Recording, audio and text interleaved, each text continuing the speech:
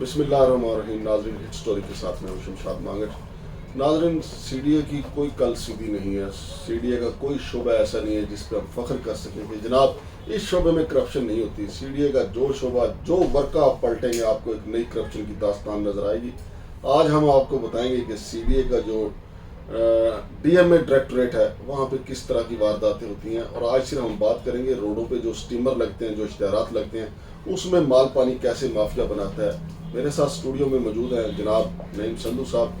CDA के हवाले से काफ़ी मालूमात इनके पास होती है। कोशिश करेंगे कि इनके साथ मिलकर सीडीए के काफ़ी जो करप्ट और काली भेड़े हैं उनको बेनकाब करते रहें। संधू साहब, ये बताइएगा कि ये जो डीएमए डायरेक्टरेट है, इसमें ख़ास तौर पे ये स्टीमर की मद में कैसे करप्शन होती है? बिस्मिल्लाहिर्रहमानिर्रहीम।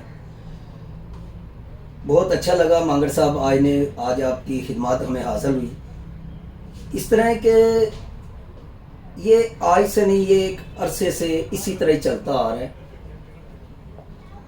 ये आसान तरीन और शॉर्ट तरीन करप्शन का तरीकाकार ये है। ये स्टीमर्स के जो स्टीमर का है, उसमें क्या होता है कि डायरेक्टरेट कोई भी नया आता है, वो बेचारे को पता ही नहीं होता। मैं तो बेचारा इसलिए कहूँगा कि नीचे वाला अमला उसको पहले नंबर पे तो समझ ही नहीं आने देता, इसलिए मैं उनको बेचारा कहूँगा। बेचारा होता कोई मेरा नहीं। वैसे आपसे इत्तेफाक इसलिए नहीं है कि जो भी सीडीए में बंदा बेशक डेपुटेशन पे आता है या सीडीए का बंदा किसी आम ओहदे पे जाता है, वो नीयत बांध के जाता है। जैसे हम नमाज की नीयत करते हैं ना, इसी तरह करप्शन की नीयत करते हैं। मिसाल के तौर पे जो डायरेक्टर डीएम में आता है, वो नीयत बांध के आता है कि कितना माल उसने कितने महीने में बनाना है। अच्छा, मजे की बात आपको मैं बताऊं मांगड़ साहब, ये डायरेक्टर डीएम में ही नहीं, ये जितना इसका अमला है ना, नीचे वाला भी डिपार्टमेंट का, ये ऑलमोस्ट डेपुटेशन पे ही आया है। कोई एक दो चार लोग होंगे जो पुराने डिपार्टमेंट डीएमए के मुलाजम है, मतलब सब दिहाड़ीदार ही हैं। बाकी सब दिहाड़ीबाज लगाने के लिए आया। कोई बंदा इस काम के लिए नहीं आया कि ये देखे जो इंस्पेक्टर है वो सुबह से लेकर शाम तक बाहर रोड पे जाएगा ही नहीं। ऑफिस में बैठ के जिस बंदे का रोड पे काम है उसको रोड पे निकलना चाहिए। बिल्कुल ठीक है, नीचे वाला अमला जो बेचारा मजदूर आदमी है, उनके ऊपर प्रेशर डाले रखना सुबह से लेकर शाम तक। इस चीज को हाथ नहीं लगाना, वरना सुबह तेरी ड्यूटी चेंज होगी। वो आप बता रहे थे कि स्टीमर्स की मद में करप्शन कैसे होती? इस तरह के एक कोई भी बंदा है ना आया, मिसाल के तौर पे कोई भी एडवर्टाइजर आया है, कोई भी डायरेक्ट क्लाइंट आया है, वो ये कहता है कि भाईजान ये मैं 100 स्टीमर लगाने लगा हूँ, ठीक है, ये मैं 20 स्टीमर के पैसे रख रहा हूँ, ठीक है, ये 80 स्टीमर के आपको मैं पैसे दे रहा हूँ, ठीक है। उसमें से डिपार्टमेंट को जाएंगे 15 से 20 स्टीमर के पैसे, बाकी अमला डिपार्टमेंट का जो वो खुद से खुद ही अलहदा से हड़प कर जाता है। ये आज से नहीं, ये अज़लों से चलता आ रहा है। इस पे ऊपर बेशुमार मैंने अपने अखबारात में भी स्टोरी की, लेकिन जब ऊपर से लेके नीचे तक जिन लोगों ने इनको इधर भेजा हुआ है, वो इसी मिशन के लिए, जब उनसे पूछो भाईजान ये क्यों किया है, भाईजान हमारे तो ऊपर जो हमारे यूनियन के बंदे अफसरान, हमने उनकी फटीकें नहीं बर्दाश्त करनी। यार यूनियन वालों की क्या फटीकें होती हैं? फटीकें तो यार अफसरान की होती हैं।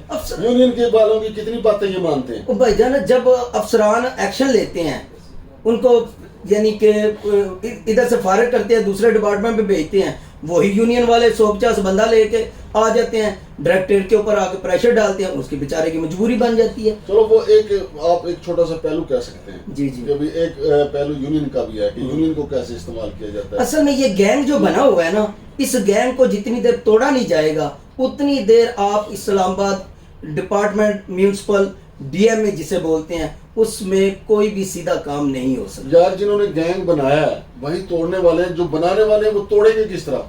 बनाने वाले नहीं, देखें ये थोड़ा सा अरसा रह गया है, क्यों, फिर क्या होगा? फिर साफ है वो सियासत खत्म हो जाएगी, नई स्टैब्लिशमेंट आ जाएगी, नए लोग आ जाएंगे, साफ वो अपने बंदे लेके आएंगे। होता ये है वो कौन सा यहाँ तबलीगी जमात वाले उनकी तश्कील करेंगे, वो भी तो इसी काम पे आएंगे इसी काम के लिए। लेकिन जब नया बंदा आता है उसको फिर भी 4 दिन लग जाते हैं। जब बुरजुमान बन के बंदा बैठ जाता है ना, हर तरीकेकार समझने शुरू कर लेता है। मिसाल के तौर पे 100-500,000 स्टीमर लगा दिया, 50 की पे आर्डर जमा करवा दिया, बाकी हड़प कर गए। क्या है जी, फलाने की बुटीक है, हमने फलाने की बुटीक कर दी। एडमिनिस्ट्रेटर साहब ने हमें ये बोल दिया है कि ये काम करवाओ, जिस तरह मर्जी करवाओ। अब आगे कोई ठेकेदार करने के लिए तैयार नहीं, हम कैसे फिर उनको मैनेज करें? یہ بتائیں کہ یہ جو اسلام آباد کے چھوٹے چھوٹے مسافر خانے بنے ہوئے جی جی وہاں پہ بھی بس اسٹاپ وغیرہ، بس اسٹاپ وغیرہ وہاں پہ اشتہارات لگے یہ جو بس اسٹاپ بنے ہیں، میرا کوشچن پورا سمجھ لیں جی کہ اس مد میں کتنا کرایہ ڈی ایم اے لیتا ہے اور کتنا کرایہ ڈی ایم اے کے افسران لے جاتے ہیں، کتنا کرایہ جو ہے وہ ایڈورٹائزر بچا جاتا ہے؟ یہ 2014-15 میں چیف جسٹس صاحب نے اس حوالے سے کہا تھا گورنمنٹ پراپرٹی کے اوپر کسی قسم کی کوئی پروموشن نہیں لاؤ ہوگی، جبکہ انہوں نے کسی بھی طریقے کوئی بھی ایکس وائی زیڈ سبز باغ دکھا کے اس کے اوپر پروموشن شروع کر دی. پھر کرتے کرتے ایک ٹائم آیا کہ ان کو نوٹس بھجوا دیا گیا اور ان کے تمام جو بس اسٹاپ ہیں ان کے اوپر ایڈورٹائزمنٹ ریموو کر دی گئی.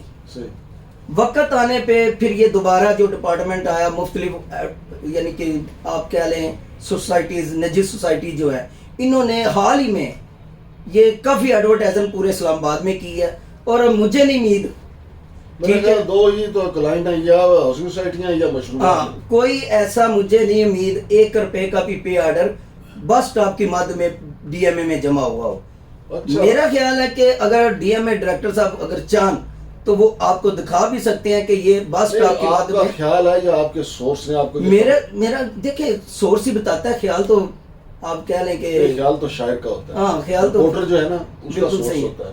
اسی طرح سورس کا یہی کہنا ہے کہ یہ اس کا پے آرڈر جمع نہیں ہوا کیونکہ کوئی لا ہی نہیں ہے کہ یہ پے آرڈر جمع کر کے ان کو پرمیشن دی جائے. اگر یہ پرمیشن پے آرڈر جمع کر کے دیں گے صاحب ذرا اور بھی ایڈورٹائزر مانگیں گے کہ بھائی جان ہم بھی پے آرڈر جمع کرواتے ہیں ہمیں بھی ڈسپلے کرنے. اچھا یہ میجرمنٹ کی مد میں کیا ہیرا پھیری ہے؟ میجرمنٹ کی مد میں یہ ہوتا ہے کہ مثال کے طور پہ یہ 1 ویک کے لیے آپ عارضی طور پہ ایک کٹ آؤٹ کا ڈسپلے کا آپ پرمیشن دے سکتے ہیں ڈی ایم اے کے رول کے مطابق. اس میں ہوتا یہ ہے کہ مثال کے طور پہ 10 فٹ بائی 40 فٹ کا ایک چیز ہے ڈسپلے ہو رہی اس کا 4x8 کا یا 10x20 کا یا 10x15 کا وہ پے آرڈر بن جائے گا. باقی جو ہے 300-400 اسکوائر فٹ وہ ہڑپ ہو جائے گا. ابھی جو حال ہی میں کچھ جگہوں پہ میرا خیال ہے ڈسپلے ہوئے بھی ہیں وہ 1 ویک کا انہوں نے میرا خیال ہے کوئی غالباً میرے سورس نے جو بتایا ہے اس کا یہی کہنا ہے کہ 1.5 لاکھ روپیہ جمع ہوا ہے جبکہ اس کا ایک جگہ کا 1.5 لاکھ روپے بنتا ہے 1 ویک کا جبکہ 3 جگہوں پہ یہ ڈسپلے ہے اور ایک ٹائم کا 4.5 لاکھ روپے بنتا ہے 1 ویک کا جبکہ یہ 3را ویک شروع ہوا ہے. مجھے نہیں امید میرے سورس نے جو کہا اس نے یہی کہا ہے ابھی تک کوئی اس کا پے آرڈر جمع نہیں ہوا. رہ گئی سنٹورس کی بات آپ پوچھ رہے تھے. سنٹورس میں جو ہائٹ وائز جو ایک جے ایس بینک کا حال ہی میں ڈسپلے ہوا ہے اس میں آپ جا کے جو سورس نے کہا ہے سورس کا یہی کہنا ہے کہ اوپر سے لے کے نیچے تک اس کی میجرمنٹ کروا کے آپ پے آرڈر جمع کریں 1/4 حصہ بھی جمع نہیں پے آرڈر کا ہوا اس میں بھی کرپشن اس میں صاف ظاہر ہے. پھر عملہ کہتا ہے ہمیں پٹیکیں ہوتی ہے پٹیکیں پتہ نہیں کس چیز کی ہوتی ہیں. تو ناظرین آپ جناب نعیم سندھو صاحب کی باتیں سن رہے تھے. ہم کوشش کریں گے کہ نعیم سندھو صاحب سے باقی بھی جو سی ڈی اے سے متعلق تمام شعبہ جات سے متعلق جو ہیرا پھیریاں ہیں وہ اپنے چینل کے ذریعے آپ کو بھی آگاہ کریں. چیئرمین صاحب کو بھی پتہ چلے کہ ان کے نیچے عملہ کیا کر رہا ہے اور پھر ارباب اختیار جو ہمارے وزیر اعظم صاحب ہیں ہماری کابینہ ہے ان کو پتہ چلے. چونکہ ملک اس وقت دیکھیں دیوالیہ ہونے کے قریب ہے لیکن کرپشن کا طوفان جو ہے وہ رکنے نہیں پا رہا. لوٹ مار جو ہے وہ تیزی کے ساتھ جاری ہے.